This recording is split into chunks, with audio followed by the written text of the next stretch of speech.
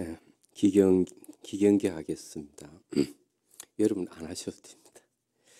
생기나지도 않고 소멸하지도 않고 허무도 아니고 영원도 아니고 오는 것도 아니고 가는 것도 아니고 다른 것도 아니고 같은 것도 아닌 영기법을 가르치신 분, 완전한 깨달음을 얻으신 부처님들 가운데 가장 훌륭한 설법자인 당신께 경의를 표합니다.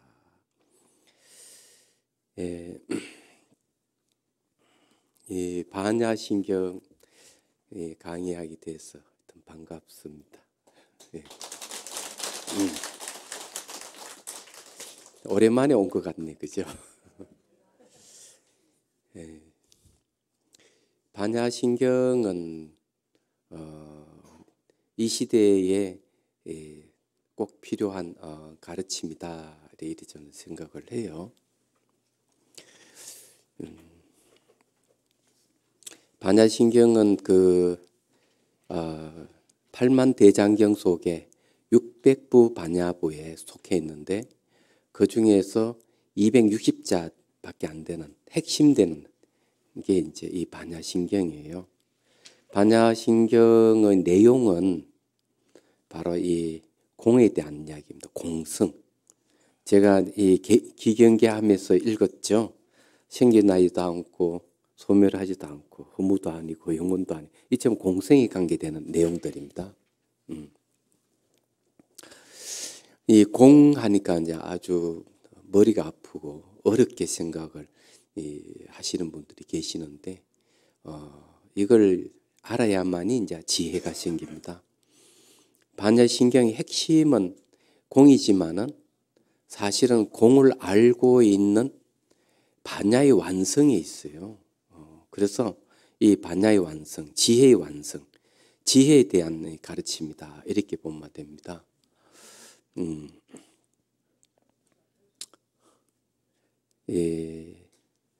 우선 그 반야에 대한 이야기를 좀 지혜에 대한 이야기를 좀 했으면 해요.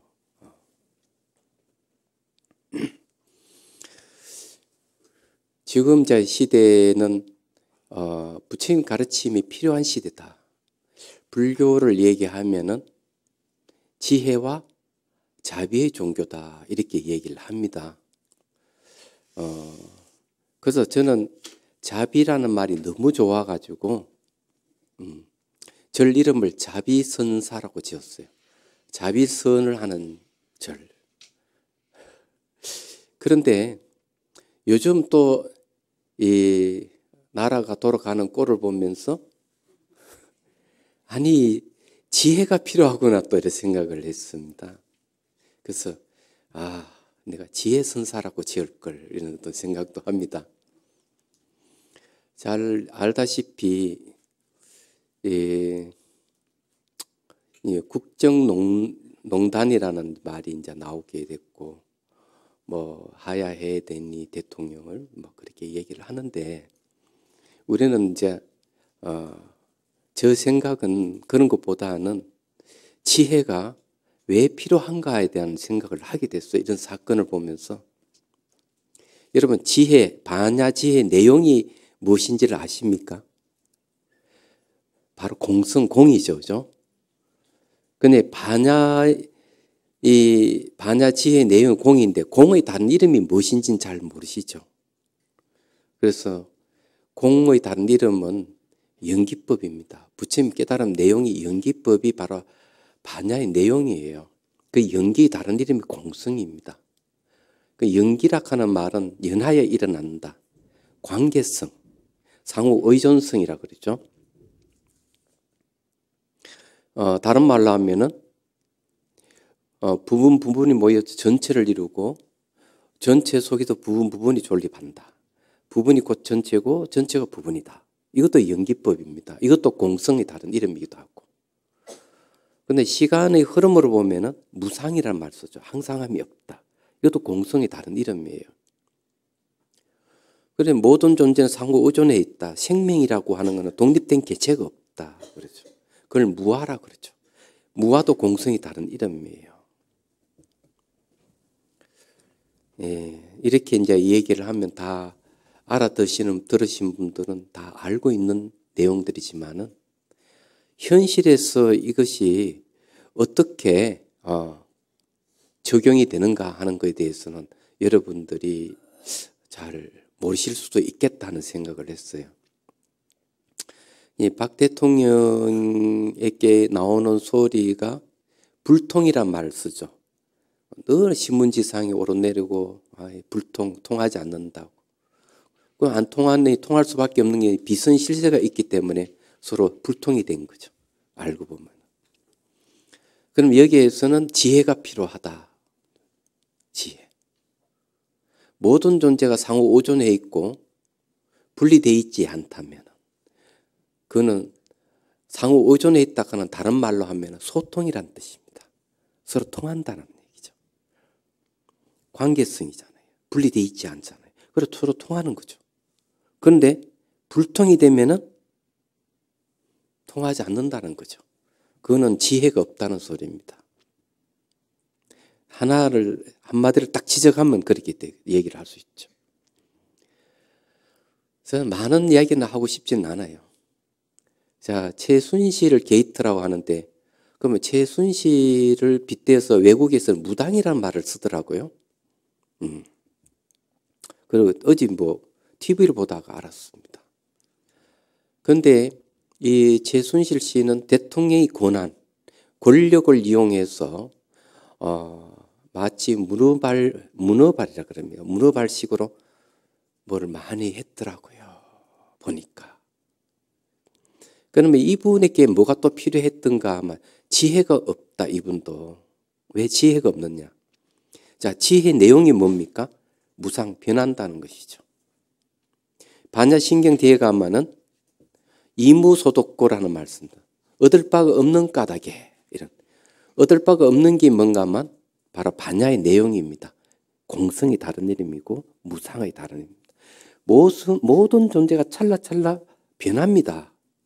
변하는 것은 내가 소유할 수 있는 게 아무것도 없다는 얘기예요.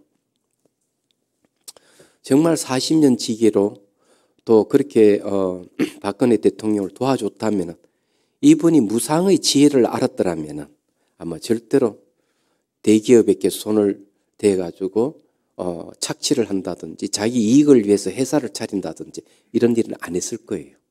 그렇지 않을까 합니까? 그러면 오히려 보필하는 입장에서 박 대통령이 훨씬 더 빛이 날 건데 본인도 보람을 느낄 건데 오히려 권력을 이용해서 그런 짓을 저질렀다는 것은 지혜가 없다는 얘기예요. 지혜가 어떻게 쓰인지를 여러분은 아시겠죠? 또 이제 하나 알아야 될 것은요. 반야 지혜 내용 중에 하나가 또 도덕성이라는 게 있습니다. 도덕성, 도덕, 계율하고도 관계가 있어요. 이 지혜가 있으면은 뭐가 없느냐? 번뇌가 없어집니다. 잘못된 생각, 잘못된 기억 이런 것이 없어져요. 그러면은 어떤 도덕적인 문제라는 것이 훼손되는 일은 없을 겁니다. 그런데 권력을 가지게 되면은 도덕 훼손이 일어납니다.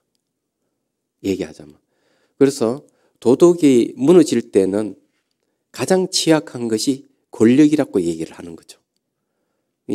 그 최순실 씨에 대해서 내용들을 보니까 호스트 바를 얘기를 하더라고요. 이 도덕성하고 관계되는 거죠. 어떻게 보면은. 그래서 자기가 권력을 가지게 되면은 자기 원칙이랄까 또는 공중 도덕이 무너지는 겁니다. 이야기하자면. 그래서 지혜가 있게 되면은 지혜가 있는 사람은 도덕성이 무너지지는 않습니다. 탄탄해지는 거죠. 이걸 이제 우리에게 돌려서 얘기하면은 명상하시는 분들, 수행하시는 분들이 계율을 안 지킨다면은 수행 체험이 없다 이런 얘기입니다. 그러면 수행하시는 분, 명상하시는 분들이 도덕성이 있다는 건 수행 체험이 있다 이런 소리예요. 왜? 그래서 계율에도 도공계락하는 말을 써요. 도와 함께하는 계율, 이런 소리, 이런 게 있습니다. 그 말은요, 수행을 하면 할수록 번뇌망상이 점점점 없어지고 신체적인 어떤 감당할 수 있는 능력이 생깁니다. 그리고 마음으로도 감당할 수 있는 능력이 생기는데, 이런 능력들은 어디에 쓰느냐? 선한 일에, 착한 일에 그런 능력이 발휘됩니다. 몸과 마음이 매우 가벼워지고, 이런 분들에게는 도덕성이 갖춰지는 거죠. 그런데 저절로 도덕적인 훼손이라는 게 없으면, 내가 도덕적인 훼손이 됐다 하더라도 수행을 통해서 그런 도덕성이 회복되는 겁니다. 얘기하자면.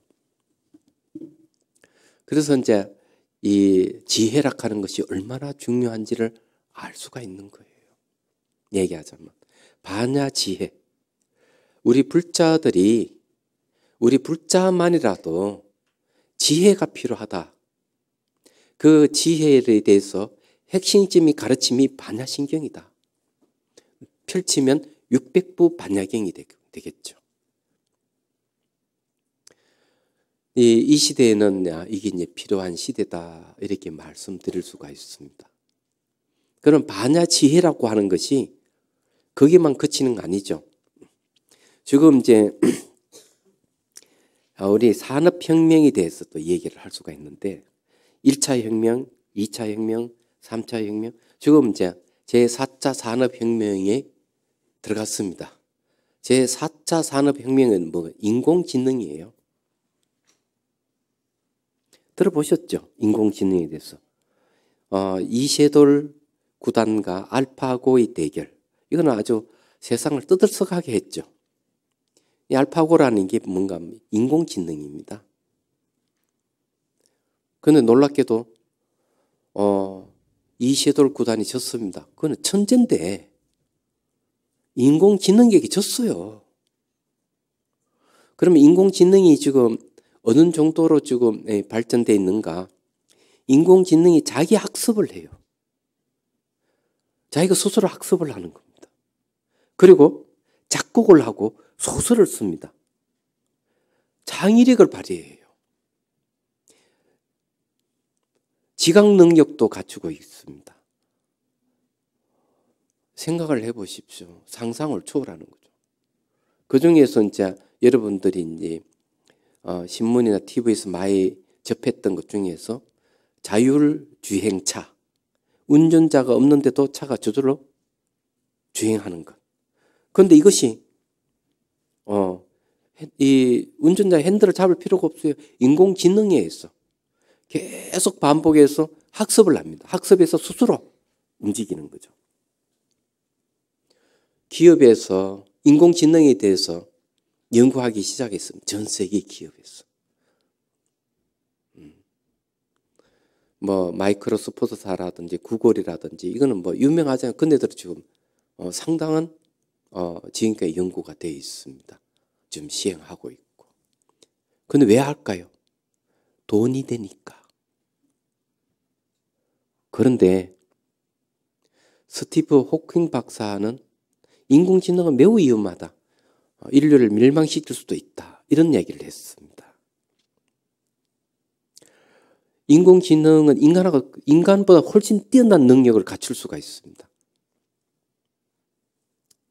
만일에 그것이 사람을 죽이는데 악용이 된다면 이건 걷잡을 수 없는 거죠. 전쟁이 투입되거나 상상을 초월합니다.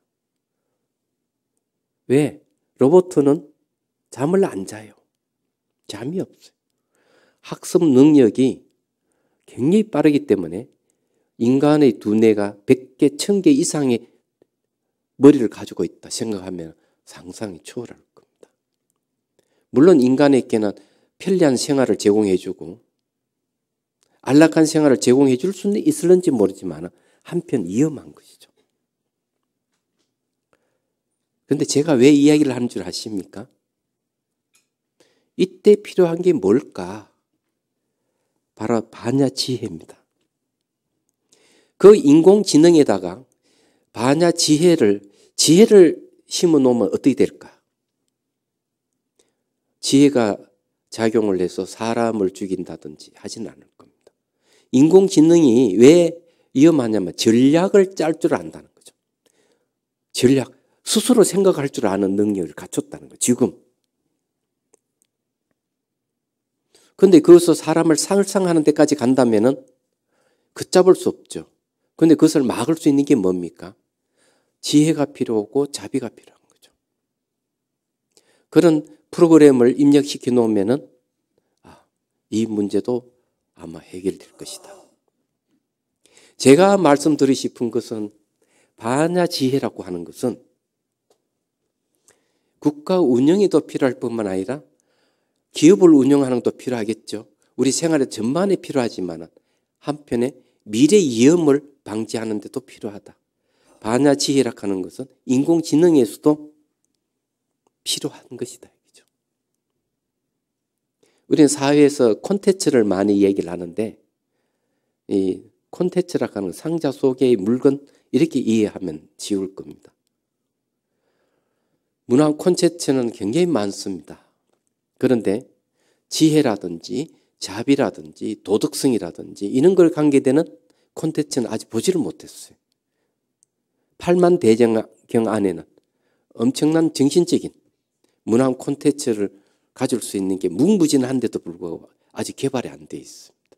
미지죠. 왜 이것을 생각 안 하는지 잘 모르겠습니다. 그런데 오늘 이제 이 얘기를 여러분들이 하고 싶은 이야기가 바로 지혜입니다. 그것도 반야신경. 반야신경이라고 하는 말 자체가 마음 심자는 심장이라는 뜻입니다. 핵심입니다. 반야바라밀다 심경.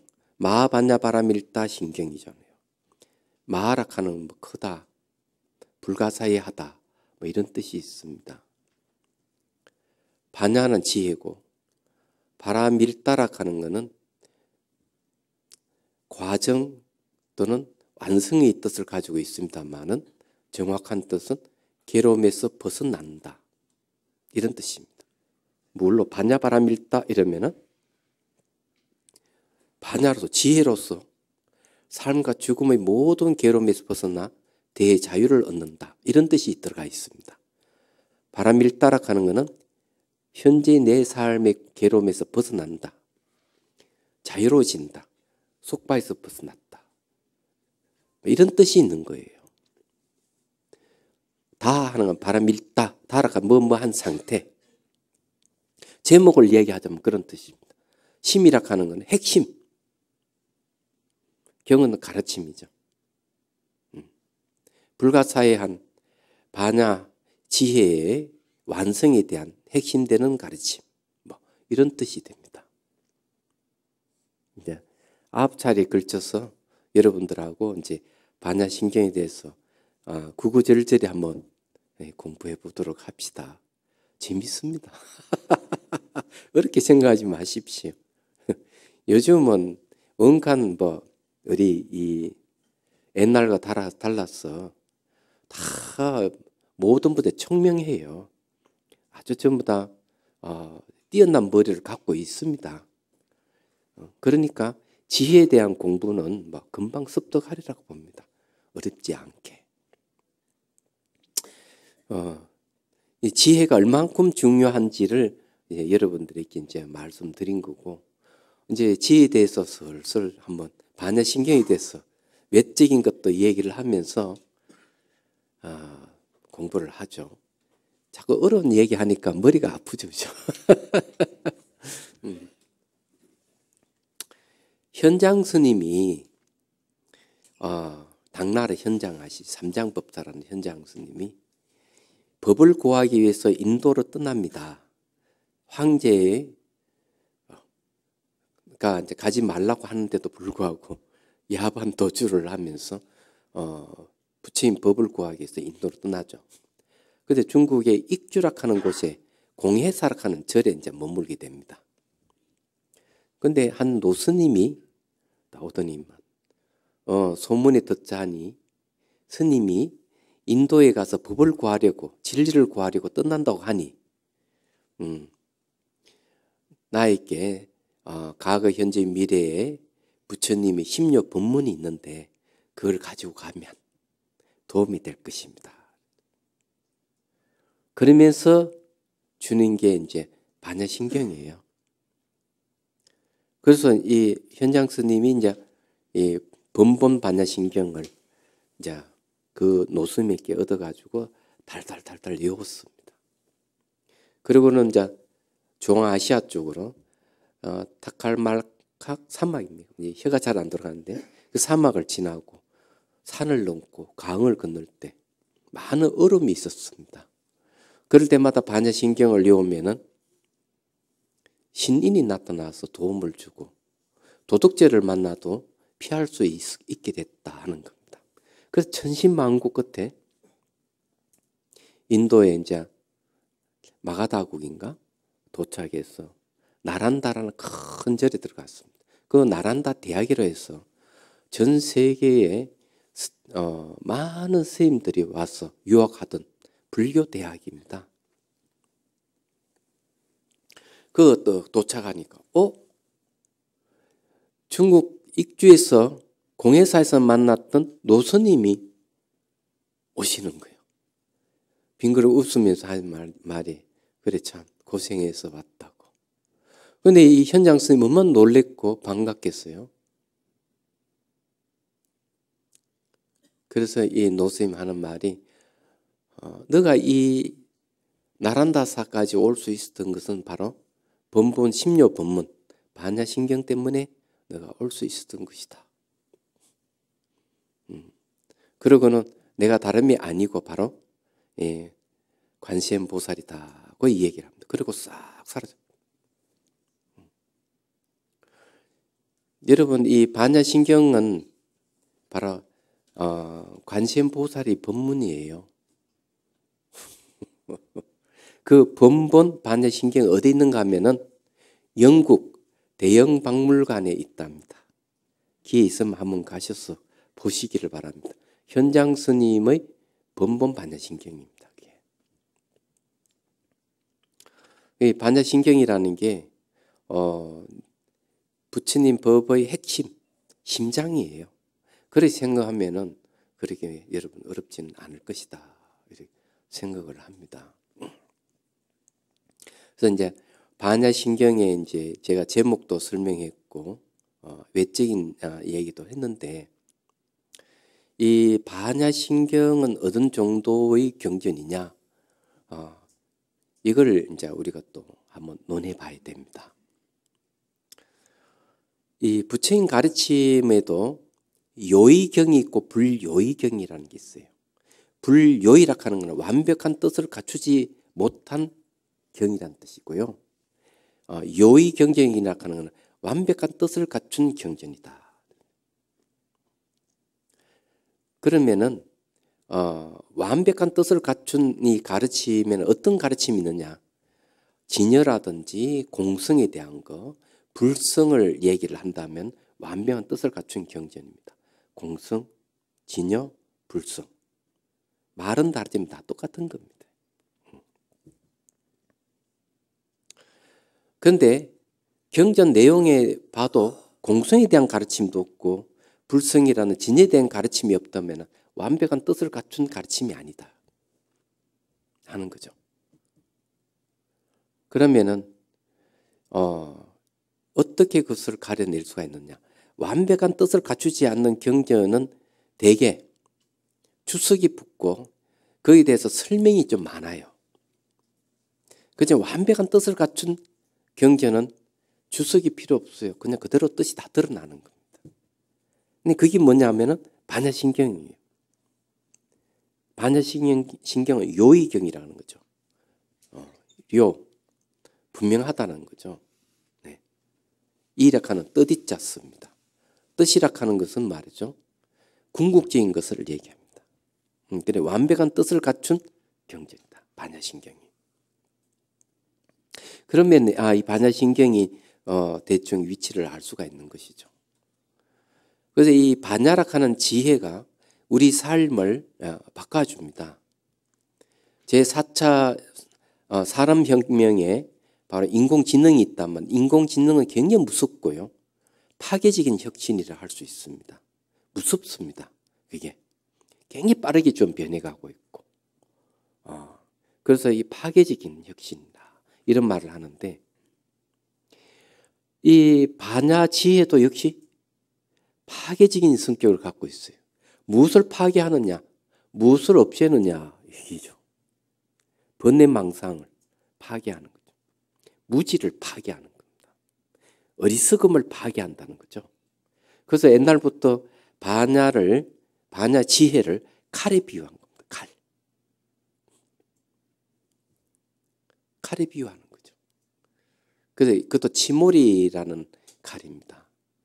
치몰이라는 말은 이렇게 머리칼을 딱 뽑아서 칼 위에 딱 올려놓고 후 불면은 머리칼이 쫙 잘려나갈 정도 날카로움을 얘기를 하는 겁니다. 그래서 번뇌망상을 사정없이 잘라내고 어둠을 밝히는 불빛과 같다 이렇게 얘기하는 거예요. 그래서 지혜가 우리에게 필요한 거예요. 그래서 이게 이제 여기에 우리가 공부할 이 반야신경은 현장 스님이 한문으로 번역한 겁니다. 그렇지만은 다른 경전은 보면은 이 앞뒤가 있는데 우리가 공부하는 반야신경은 앞뒤가 딱 이렇게 잘려져 있어요. 그래서 서론과 서분과 유통분이 없어요. 이제 다른 반야신경에 보면은요, 그러니까 강본 반야신경이라 그럴까, 좀 큰 반야신경에는 이 부처님께서 영치산,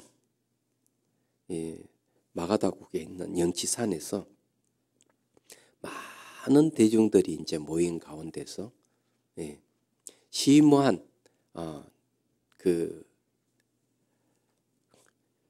다양한 현상 산매락하는 산매의 뜻입니다.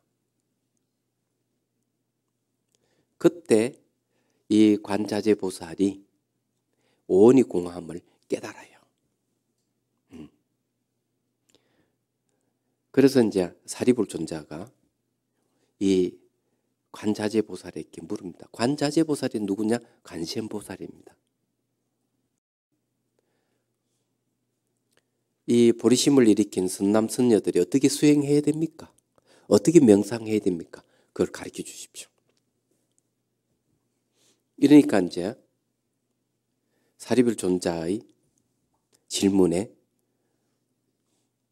관자재보살이 쭉 설명합니다. 오온이 공한 것을 설명하는 거죠. 그래서 이제 내용이 그런 이야기입니다. 색적, 시공, 공적, 시색, 수상행식, 역부여시 이렇게 쭉 나옵니다.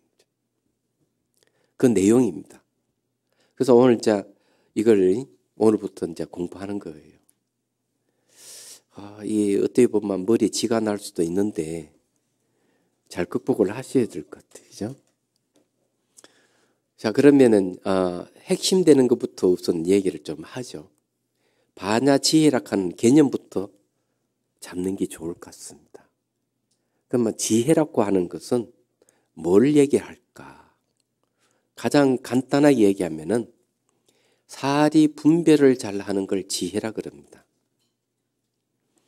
여러분 혹시 말이죠. 분별하지 마라 이런 말을 너무 많이 들어가지고 분별을 안 하려고 하는 사람들이 많죠. 그러다 보면 멍청해지고 어리석어지는 된다는 걸 아십니까? 앞으로 그 생각을 버리세요. 철저히 분석하고 분별하는 힘을 가져야 됩니다. 그걸 지혜라 그런 거죠. 특히 이제 법을 분별하고 하는 힘에 의해서 나중에 끝에 가서 무분별의 지혜가 생깁니다. 분석하고 분별할 끝에서 비로소 무분별의 지혜가 생기는 거예요. 그건 애초부터 분별을 하지 마라 쪽으로 가면 어리석어진다는 사실을 여러분 명심하셔야 됩니다. 그건 이해가 되시죠? 사리 분별을 잘 하셔야 돼요. 우리 불자들은 그만 똑 부러져야 돼요. 말을 하는 것도 그렇고 상황 판단하는 것도 그렇고 그래야 소통이 잘 되죠. 불통되면 안 돼요. 그러려면은 자기 이게 대인관계도 그냥 힘들어지고 가정생활도 힘들어지고 이런 직장생활하는데 힘들어집니다. 누구와 만나도 지혜가 없는 사람은 대화가 없어요. 얘기하자면 서로 소통이 안 되니까 힘들어지는 거죠. 그래서 사리분별을 잘해야 된다. 그럼 사리분별을 다 잘한다고 그러면은 지혜냐 하면은 그 지혜도 사리분별 잘하는 지혜는 맞기는 맞는데 가려야 됩니다. 악지혜가 있고 선지혜가 있습니다. 지혜도 선한 것이 있고 악한 것이 있다. 자기 이익권을 챙기기 위해서 이 머리를 써서 하면 그건 악지혜라 그러는 겁니다. 선지혜가 착한 지혜가 반야지혜입니다. 얘기하자면 그건 최순실 게이트는 철저히 악지혜에서 오는 거거든요. 악한 지혜라 하는 거는 자기도 해치지만 많은 사람들을 해치게 됩니다. 그래 거기서 무서운 것이죠. 이 악지의 특징은 뭐냐 하면은 자기 이익을 위해서 무엇이든 다 하는 겁니다. 쉽게 딱 한마디로 얘기하라면 갑질하는 사람들은 다 악지혜를 가지고 있는 사람들이에요. 악지혜는 오히려 어리석음과 똑같은 겁니다. 무지죠. 이거는 분명하게 여러분 알아야 돼요. 자, 지혜의 내용이 이제 시간적으로 변하는 무상, 상호 오존하고 공간적으로 상호 오존하는 상호 오존성. 그리고 상호 오존하고 있기 때문에 동등의 개체가 없어서 무아, 실체가 없어서 무자성 공. 그는 유도 아니고 무도 아니기 때문에 중도. 이렇게 얘기를 할 수가 있습니다. 할 수가 있는데 그러면은 이 지혜라고 하는 것이 어떻게 일상생활에서 활용될 수 있는가 하는 사례도 좀 필요할 것 같습니다. 자, 그 중에 이제 한 가지를 한번 얘기를 해보죠.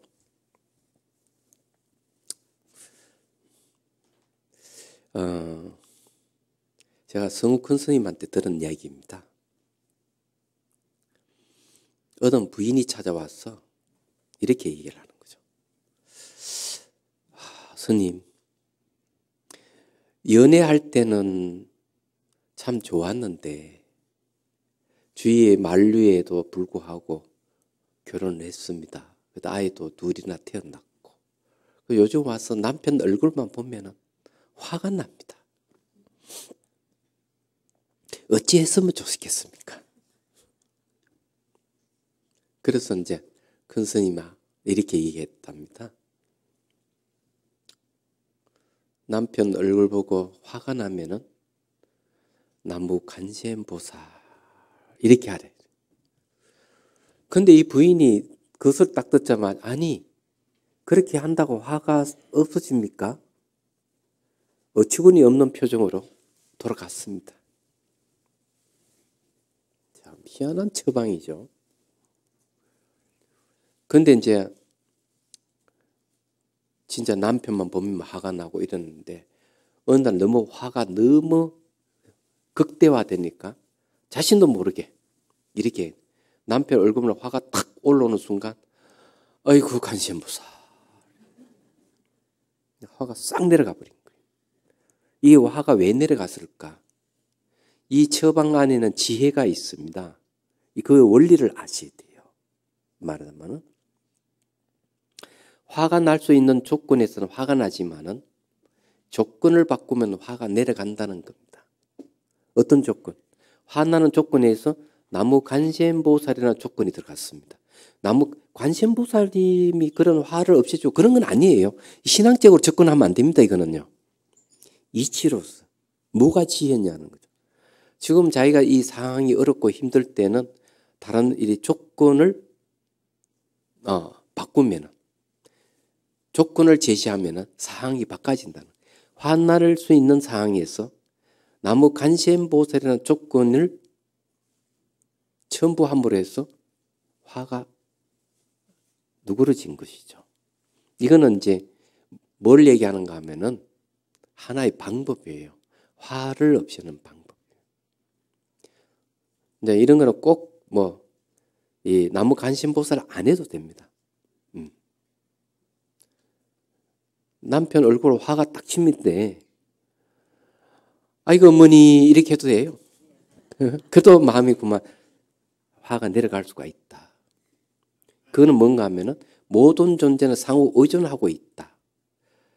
조건에 의해서 일어나고 조건에서 사라진다 하는 이치를 알기만 하면은 바로 그것을 일상생활에도 가볍게 쓸 수 있는 내용이다 하는 겁니다. 또 하나 사례는 이런 사례가 있습니다. 그 LA 가면 절이 하나 있는데 송강사 말사라 그러는가 절 이름은 잘 모르겠어요. 이것도 전에 들은 얘기입니다. 거기에 어느 할머니가 와가 날마다 눈물로 그냥 스님이 물었어요. 왜 그렇게 우느냐 이러니까. 아니 한국에 보내달라 하는데도 아들놈이 보내주지 않는데. 그래 얘기하면 또 어머니는 또 한국에 가서 콩나물 장사나 하고 그러려고 합니까? 근데 어머니 이야기는 그런 게 내가 콩나물 장사하는 것은 돈 때문에 그런 게 아니고 사람을 만나는 것. 그것이 재미가 있었어. 장사는 그냥 하나의 핑계 지나지 않는. 인간이라 하는 건 서로가 대화하고 소통하고 서로 의지해서 살아가는 인간인데 여기에는 미국이라 하는 땅에는 서로 대화할 수 있는 사람이 별로 없다. 한국에 보냈다고 해도 안 보내준다는 거지. 그래서 스님이 그럼 제가 방법을 하나 알려드릴까요? 그럼 어떻게 알려주십시오. 이러니까 화가 나면은 아들 딱 보는 순간 화가 나면은 손가락을 딱 이렇게 가리키면서 넌 내 자식이 아니야 하고 고함을 지르래요. 근데 할머니 벌떡 뛰면서 아니 내 자식을 왜 내 자식이 아니라고 화가 나서 그건 돌아가셨어. 한 달 후에 또 가서 싱글빙글 웃으면서 하는 얘기가 화가 날 때 스님 말씀드렸더니 화가 싹 내려가네요. 근데 여기에는 뭐가 있느냐 하면요. 잘 보십시오. 너는 내 자식이 아니다 하는 말에 주목을 하셔야 됩니다. 지혜의 내용이 뭡니까? 얻을 바가 없다. 무소득을 얘기하죠. 너는 내 자식이 아니다 하는 것은 자식에 대한 집착을 놓아버리는 방법 중에 하나예요. 간단한 방법이었습니다. 그러니까 내 것이 아닌데 화낼 이유가 없다는 그런 뜻이 그 안에 숨겨져 있어요. 이런 이야기는 가벼운 어떤 그 지혜에 대한 활용도라고 보면 틀림없습니다. 그렇지만 이제 우리가 일상생활에서 그렇게 가볍게 쓸 수 있지만은 여러 가지 이제 지혜를 쓸 수 있는 방법은 있다는 저는 그렇게 생각을 하고 있습니다. 얘기하자면은. 그래서 이제 이 반야지혜라고 하는 건 사리 분별을 잘하는 것이다. 하지만은 그 내용으로 보면은 사리 분별을 했을 때 오는 그 결과가 뭐냐? 모든 건 상호 오존에 있고 시간적으로 매 순간 조건에서 일어나고 사라지는 변하는 거구나. 그리고 얻을 바가 없는 것이구나. 이런 것이 이제 알 수가 있는 거죠. 그래서 그런 것을 이해하고 받아들이기 전에는 분별을 잘해야 된다는 걸 이제 말씀드리는 겁니다. 그래서 대승기신론에서 지혜를 얻는 이빠사나를 이렇게 번역을 합니다. 원인과 조건에 의해서 일어나고 사라지는 걸 잘 분별하는 것을 이빠사나라 그런다. 이렇게 얘기합니다. 이빠사나라고 하는 것은 위하는 것은 분별한다는 뜻이 있고요. 파사나라는 말은 본다는 뜻이 있습니다. 그냥 분별만 아니고 분석만 하는 게 아니고 그것을 본다는 얘기죠. 그래서 거기에는 그렇게 계속 반복했을 때는 뭐가 지혜가 생기는 겁니다. 말하자면.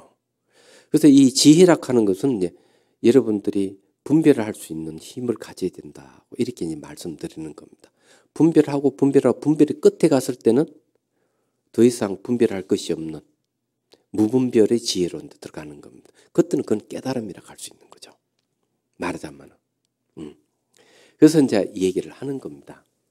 이 이제 지혜라고 하는 것이 이제 분별을 잘 하는 것이다고 하는 거고, 악지혜라고 하는 것은 남에게 해를 주는 것, 도둑질을 하기 위해서 머리 쓰는 것, 주인이 언제 들어오고 언제 나가는 거 잘 지켜보고 시간대를 맞춰서 몰래 침입해서 물건 훔치는 것. 이런 거라든지 안 그러면 권력을 이용해 가지고 내 뒤에 누가 있는지 알지?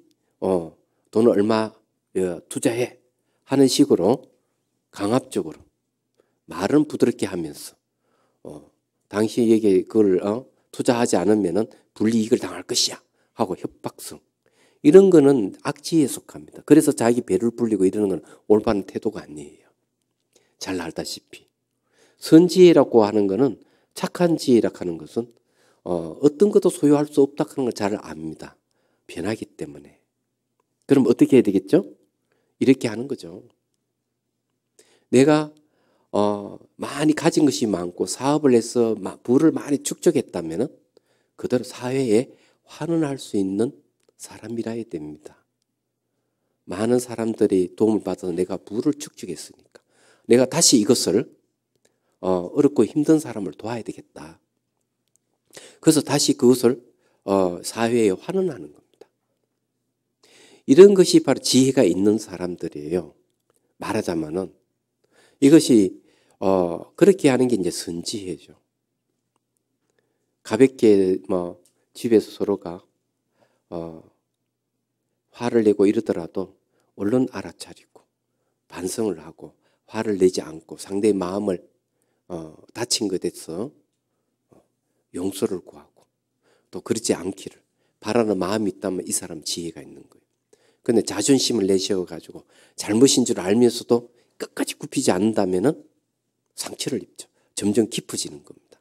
점점 깊어지면은 이제 삶에 어떤 영향이 있겠느냐. 우리 보고 듣고 하는 자기가 하고 있는 행동이 마음이 저장이 되는 거죠.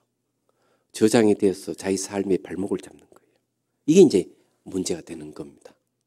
내 말을 이렇게 해야지 하는데도 막상 하게 되면 엉뚱한 얘기를 하게 되는 행동도 그렇게 되는 겁니다. 그게 왜 그런가 하면은 보고 듣고 하는 정보가 마음이 저장돼 있고 저장돼 있는 이놈이 현재의 삶에 영향을 주기 때문에 그런 겁니다. 이럴 때 마음이 흔적을 남기지 않게 하기 위해서는 모든 건 변하는 것이고 소유할 수 있는 게 아무것도 없구나. 이렇게 딱 아는 겁니다. 이렇게 아는 걸 지혜라고 그러는 거죠. 그 내용이 바로 무상이고 공입니다. 그래서 중론에서 무상적공이라는 말을 씁니다. 매 순간 변하는 것은 바로 자성이 없는 공이다. 이렇게 얘기합니다. 자, 시간도 다 됐고 그렇네요. 제가 이제 말씀드리고 싶은 건 이제 본격적으로 이제 다음 시간에는 본문에 들어가서 공성이 무엇인지 그리고 무상 변한다는 거 어떤 관계가 있는지 이런 사회 현상하고 또 어떤 관계가 있는지 이런 걸 낱낱이 우리가 한번 파헤쳐 보도록 하겠습니다. 그래서 여러분들이 이 공부를 반야신경 공부를 하게 되면은 머리에 마치 불빛이 환한 전등불이 켜 있듯이 환해질 거예요. 그래 얼굴도 환히 빛이 나고 아마 그렇게 될 겁니다.